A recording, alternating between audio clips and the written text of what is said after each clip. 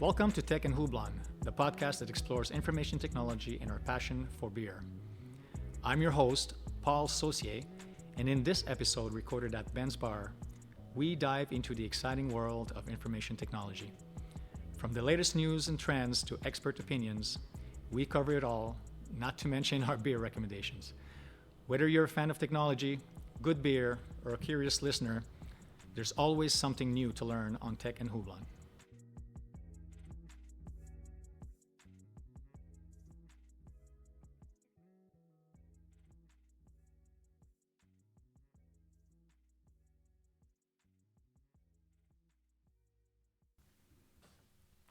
Today, I have the pleasure to welcome once again Tracy Walker, who is the Senior Security Engineer for SUSE, as we cover a topic that sort of was initiated by our first podcast together, and it's exploring the risks in believing everything security vendors tell you.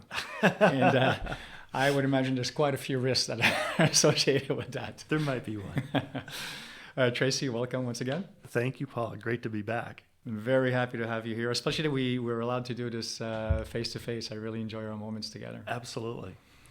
So we, by now, I think our audience knows our podcast includes us drinking beer as we talk. Not that you should notice that as a listener, but we do have recommendations, and I will start with you. And I believe you brought something that has a connection to your hometown or home. I did. So this won't be one of those fancy IPA beers. I mean, I'm from Denver, Colorado, and we have lots of great breweries and craft breweries and, tons. But today I chose, actually, it's the very first beer I ever drank in my life. I was like 15, 16 years old.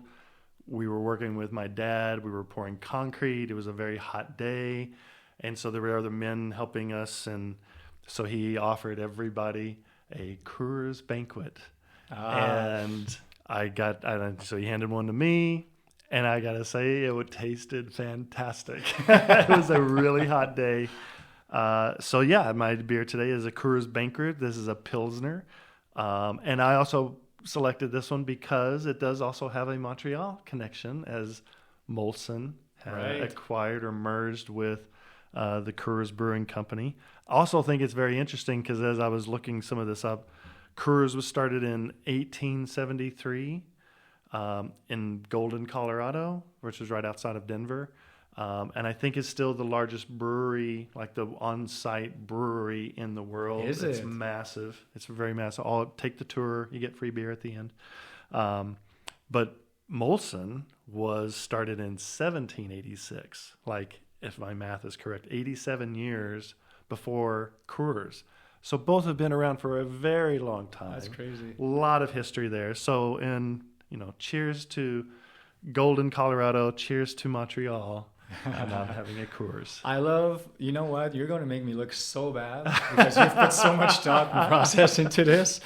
Well, I'm just drinking an IPA. All right. Which is a lovely thing. So mine, well, thank you for that and for educating me about even our own company here with Molson. So mine is a smaller brewery here in Quebec called Dieu du Ciel, and the beer itself is Moralité, Moralité in French, and it's an IPA, and I have to say it's a very well-rounded IPA. I do like IPAs, but not when they're overly bitter. Yeah. And I have to say that this one is very well-rounded, and I'm enjoying it.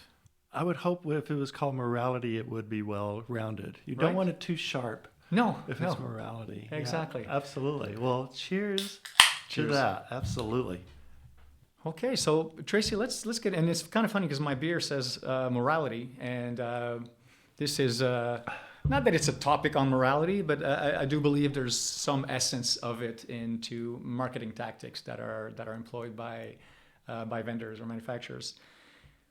When we talk about security, when we talk about container security, what's the impact or what do you see out there that companies are doing that could impact, maybe in the wrong direction, the decision making from potential clients? Right. I think that this is one of those topics that gets talked about a little bit in, in companies, in meeting rooms when they're evaluating vendors, and especially if I think that this security is one of those areas where when there is a project, when you're deploying a new application or what it may be, you may go through 4 or 5 vendor interviews, right? You're going through some PowerPoint presentation, you're listening to vendors talking about their security solutions and which one you should buy and why theirs is better than that one and different things like that.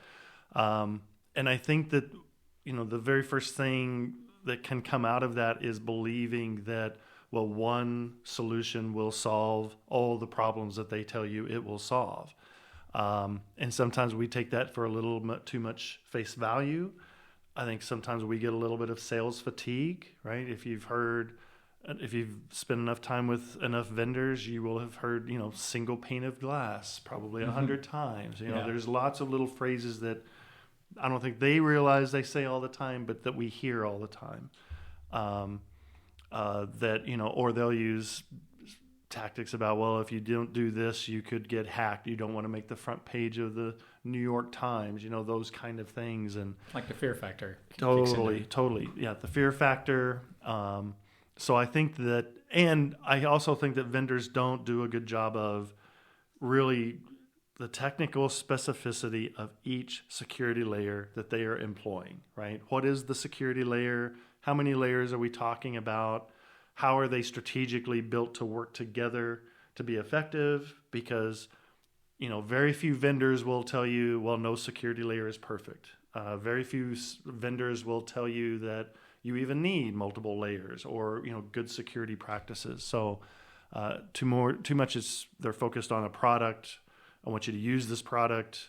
This product will solve your security problems. And, it's more about selling versus what will make you secure, what will help you be secure from a, kind of a consultative approach. I remember we've talked about this in our first podcast, and what came out of it was, security principles, they don't change. Right. And so I can see how having buzzwords, the word of the moment, can get people triggered into thinking there's something different they need to do, right, but not fully understanding what that is. Absolutely. In discussing with clients, we often come across these, I'm going to call it tactics or marketing buzzwords. Right. And it does actually impact people. And because we get there and they ask us questions specifically to, what about this? What about that? This is supposed to do this. And we said, yes, absolutely. But again, like you said, it's not necessarily a one box fits all. Like it's not one solution that you're going to put in and it just clears everything. Exactly. There's different layers, there's different products that you will most likely have to use to make sure that you secure your environment properly. Right. Absolutely. If we talk about the impact that this has or potentially has on decision making, are there other factors like demographics, industries? I'm thinking government, for instance. Maybe there's a different culture there. Or regional, are there other factors actually that would come into play? Oh, without question. Absolutely. I think that, of course, depending on what part of the world you're in and the culture of what country you're in and things like that. But I think that when it comes to security, oftentimes we are willing to accept what decision might be made without maybe raising concerns, or that if our management believes that this particular product is going to solve all the problems, but I know that it doesn't address any of the things in my supply chain, or maybe it doesn't do runtime, or maybe it's not adding security layers in a particular area of a workload, application, cloud environment, whatever it may be. Some cultures won't speak up. People are a little bit hesitant to speak up or whatever, or more willing to just get behind, well, if the vendor said this will work, then I believe it will work. And so I think that there's certainly a lot of cultural and environmental factors that can even be influenced by a vendor that can result in maybe less than desirable security practices or results. So taking into consideration all the different factors that you just mentioned, one of the key pieces for me when we started doing this was the perception that people are getting versus the reality of what the features are actually doing. Mm-hmm. Is there a gap? And I'm going to say, is there a big gap? But I know in your world, a gap is a gap. It doesn't matter if it's big or small. So is there a gap between perception and reality? No question. There's no question. And not to point the finger at, all the vendors. I work for a security vendor as well. One of the things we try to hold ourselves up to is being very technical specific. So not only just saying what our software might do for you. Of course, we sell support. So for those who didn't listen to the other podcast, I work for a company called SUSE. We have an open source security platform called NewVector that's free to use. We do not sell the software. So you can download it, you can install it, et cetera, et cetera. But we talk about it a lot. And when we do talk to users, prospective support customers, whomever it may be, we do try to take the extra step of not only talking about what it does, but also what it doesn't do, right? What we check, it checks all these things, but it doesn't check this over here. I would hold that up to what I've heard from, and I haven't heard this so much from the vendors as the people who have talked to the vendors. eBPF, extended Berkeley packet filtering, a key technology used by a lot of vendors. Very good technology. I love eBPF. Love everybody there. Great information that you can get from the kernel, but it's kernel-centric technology. So one example, they will say, I've heard vendors say, this is the best source of truth. There is no better source of truth for what's going on a VM or a Kubernetes worker node than being able to pull all the information from the kernel. Well, that is not technically accurate. When you say it's the best, I don't like to use the words it's best or as worse. I want to, is it effective or not? I want all of my layers of security to be good to some degree. I wouldn't have a security layer if it was a bad one. Right. So I only want good ones. And then we can rate their effectiveness, least effective to more effective. So when we talk about eBPF, is it very effective for seeing almost everything happening at the kernel? Absolutely. Is it effective at inspecting network traffic? No. There's a reason why we don't run the full 7 layers of network traffic over the kernel, right? We go layers 1 through 4, so you get routes at the kernel. You don't get the actual packets, because packets can include things like pictures and videos and things that you can't predict that's coming in that stream. So that's why we offload it off of the kernel so that the network interface can handle that traffic. Not to get too detailed in the tech, but that's a place where I feel like the vendors are not fully disclosing. This will give you 95% of the truth that you're looking for. And it's going to give it to you in very little tiny granular bits of information, because there's thousands of things happening at the kernel, millions every second, depending on your speed. So that can influence somebody to think, well, if I'm using this technology, I am covered for everything.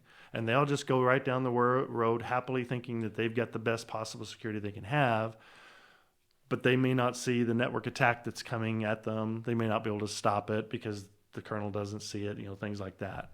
So I think that's a good example. I think a lot of the vendors that, really focus on the scanning for CVEs, and that if you remediate those CVEs, that you're then protected. Well, I can't be hacked if there's no open, CVEs or exploits that I can be impacted with.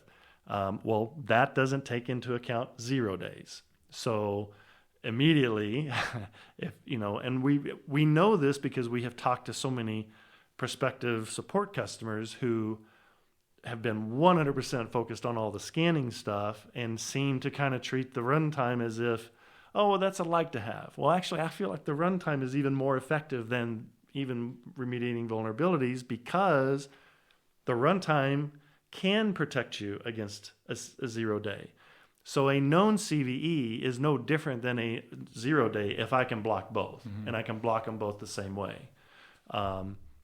So yeah, that's a couple of examples of kind of like we've almost had to go into an education system, not to disparage another vendor. We're just trying to help the prospective customer understand security layers. Where are you adding those layers? What we can add or what you can add with this particular piece of software that will contribute to good security and all of those good things. I remember the first time I heard you present. About 10 or 15 minutes into it, you were talking about the technology and securing people, yes, and literally not selling products. And yes. I was blown away because you were telling people, you don't need to buy this, but you need to install it because it's yes. going to be good for the security posture along with other products. I have made many a salesperson cringe when I have told a prospective customer that they should not trust the NuVector scanner. Yes. I mean, I've watched them look at me like, what are you doing? But I will say the best security practice is that you do not trust any scanner. We have a great scanner. Other products have great scanners too. None are perfect. I have seen too many bake-offs between different scanners, and they always give different results. You want to test 5 scanners and Trivi and NuVector and all the others, you will get 5 different results from 5 different scanners. We have Department of Defense users in the U.S. government that are very security focused, know their security front and back. They won't be listening to this podcast. We'll see about that. Well, we'll see. Yeah. Maybe they will.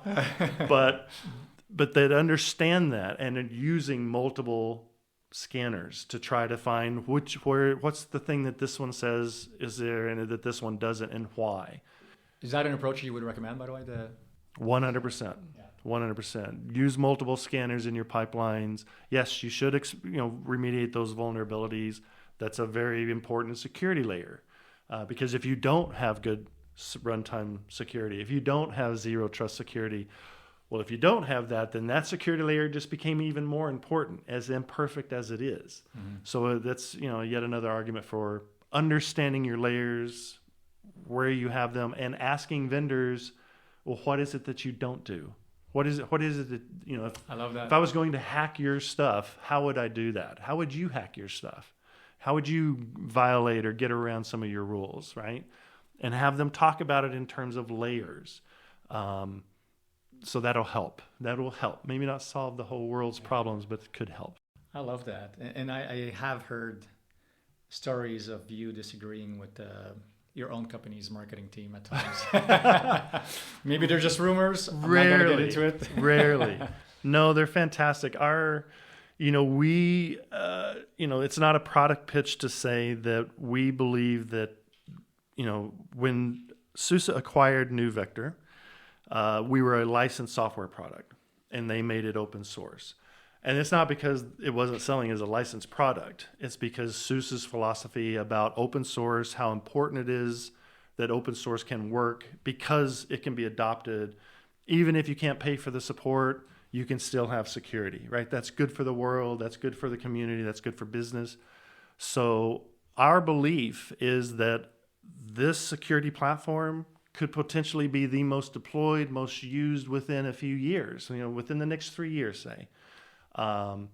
Because it's easy to adopt, it's easy to install, it's easy to use, and it gives you lots of good security layers. And SUSE believes that the world would benefit from that. And then will SUSE benefit from those who need support and want to purchase support? Sure. But the real focus and the goal is better security so that Kubernetes can grow and so that companies can run workloads in containers and orchestrate those containers, et cetera. So yeah, sometimes there's been, there's slight deviations in, well, what would be best to market this?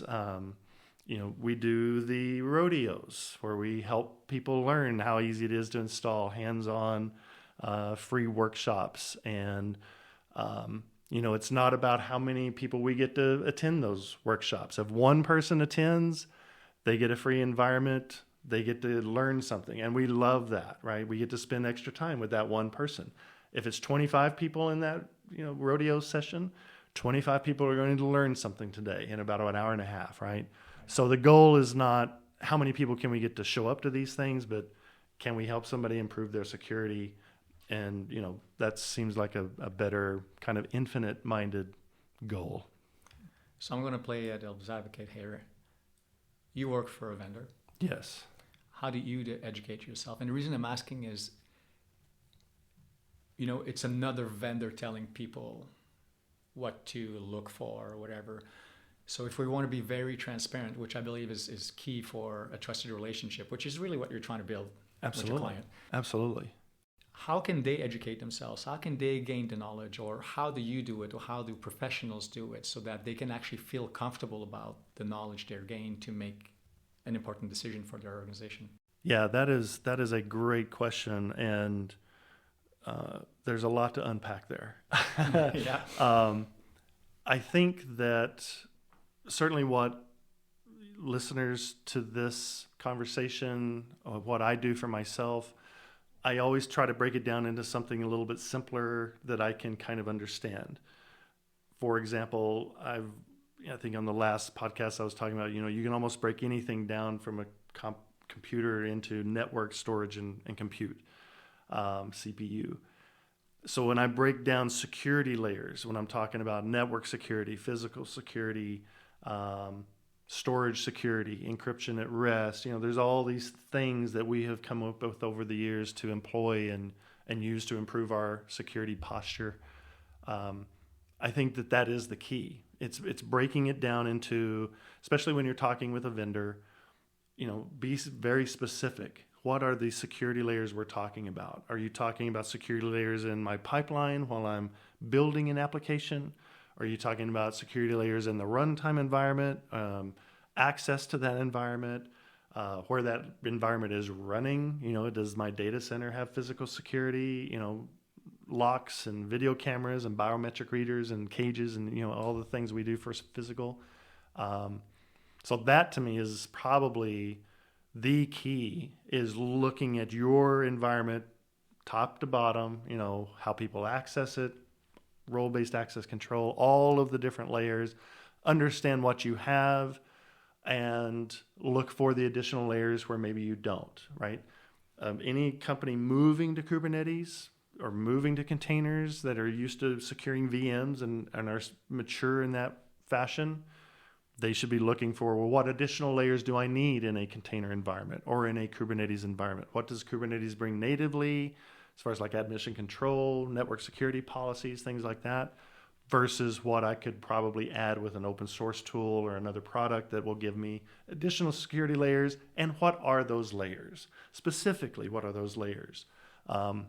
Just remember, every layer is, no layer is perfect. Every layer is penetratable to some degree, even if it's very, very tiny. And we're trying to add strategically layers that work with each other, that improve our security, but don't, slow down our network traffic or our application performance or all those things, right? Right. I really, I'm stuck on when you said, ask the vendor, what don't you do? Yes. I think that's genius. Now that's the real question that I want to ask people now. When we sit down, it's like, what don't you do? Well, it's not what they talk about. It's not what we talk about. We always talk about what we do. Yeah. We rarely talk about, well, we don't do that over there. And that's okay. It's actually, there's no one has ever said one security vendor should be doing everything, right? We've always kind of looked at it as layers. We use Active Directory or we use OpenID or Okta or whatever, but that's a particular layer for authentication, right? And authorization. So it's, what don't you do? What do other companies do that you wish you did? Another great question.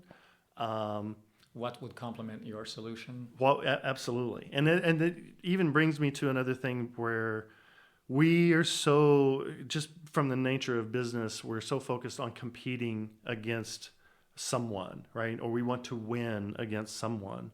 Nobody wins if you have a customer that has a security incident. Nobody wins. None of the vendors do. The business doesn't win. So if we're in a relationship with that prospect, a customer, whoever's using our software, or any relationship, right? A relationship has to be about honesty, has to be about transparency, has to be about, we told you what it would do and what it wouldn't do. It'll protect you from this, but it may not protect you from that, right? And I think that that's really important in a relationship to say, well, this is what I'll do, but I won't do that. Meatloaf. And you're a singer. Oh, no. I don't know if my wife will love that, though. But yeah, so I think and having a good relationship with that vendor, that's a very big key, that they're honest and they are open and are consultative in helping well, we'll cover 75% of it. You're still going to need something over here, because that would be smart to have additional security layers for network or file access or whatever the case may be. Right. I always tell people my approach to security is always multi-vendors or multi-products.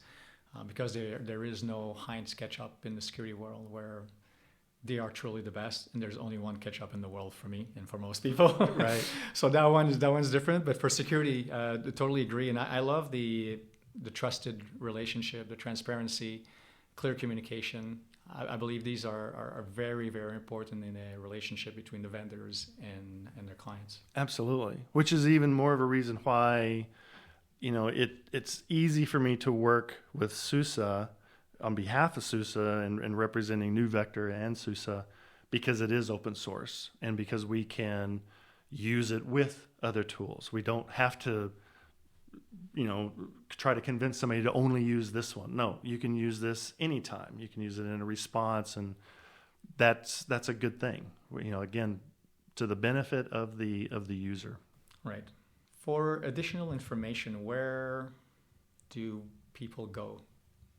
Are there resources out there? And I know and I want to touch on the rodeo because I actually was part of it, and maybe we'll provide a link or something. And I don't know if maybe we can do one specifically for our audience here. I would love to do one. Yeah? I would absolutely love to do one. Okay. Yeah, so we'll make that happen. I'll put a note and we'll get our producer to put a link into just below this podcast. But are there resources out there that people can go to that would not necessarily be influenced by vendors? Certainly. I mean, even there are security organizations. There are security consultants who are vendor agnostic, such as R2I, who will be giving you the best advice and what will work, what won't work, or what works in the best combinations. So, yeah, absolutely. I think that especially, doing your own research is good. I think, obviously, a lot of companies will talk to multiple vendors. I think that's wise.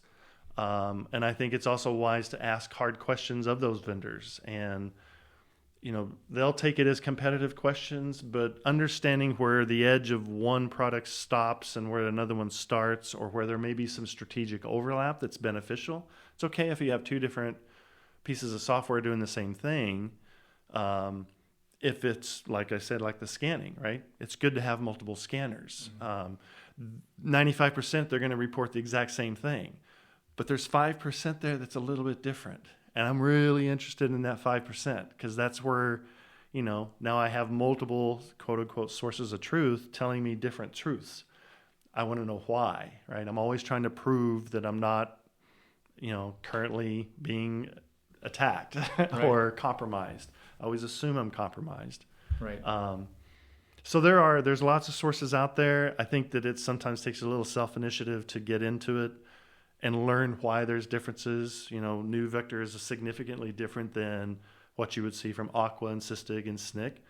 But understanding why there's differences there, where there are similarities and overlap, that's just going to require a little bit of effort on behalf of the user. The one thing I encourage people to do really is if you don't know enough about something, you do the opposite of backing out. You actually move forward and you go get the knowledge and ask the questions. Absolutely. Awesome. Is there anything else? I mean, we can go on for days talking about this, and we have. We spent a few hours together here yesterday and today. But is there anything that you want to leave our audience with in terms of wise words or even an action item that they can do right now to start improving their knowledge? Well, the best security practices are trust nothing, or trust but verify. But I kind of think of that if I'm verifying it, I don't really trust it. I always want to know proof. It's the same advice I gave my daughter, by the way, before she went to university. Very wise, very wise. No, just I think some of this was unraveling the truth behind some of the vendor marketing and some of the things that get hyped. But the big takeaway is ask more questions, understand the difference between the hype and reality and security layers. If you break it down to security layers, understanding the context of what that layer protects against and what it doesn't, that's the bigger question. What does this not protect me against? And then have another layer that does. But that's really the real big takeaway is do lots of comparisons, ask those questions, especially the hard questions. And last but not least, but when a vendor's really kind of pushing or trying to convince you or sell you on something, you should be taking, a moment to reconsider, is this really accurate? Always do your POCs. We always tell users that New Victor will not impact their performance on their workloads. And then we tell them to test it. Don't believe what I'm telling you. You should test everything that I'm telling you. And you should question everything I'm telling you. And so that way, if you find something that isn't consistent, we can dive deeper into that as to why does it not work exactly the way I thought I heard you say it, right? Because there's lots of things you can gloss over in an hour-long PowerPoint presentation. But getting your hands on it, testing it yourself, doing your own due diligence is, absolutely like critical. That. Exactly. I agree with you. Tracy, as always, huge pleasure to have you here and doing this podcast with me. And I'm sure that our audience really appreciates your feedback as well. I love coming back to the bar. It is a beautiful bar, I'll give you that. Well, thank you very much, Tracy. Thank you, Paul.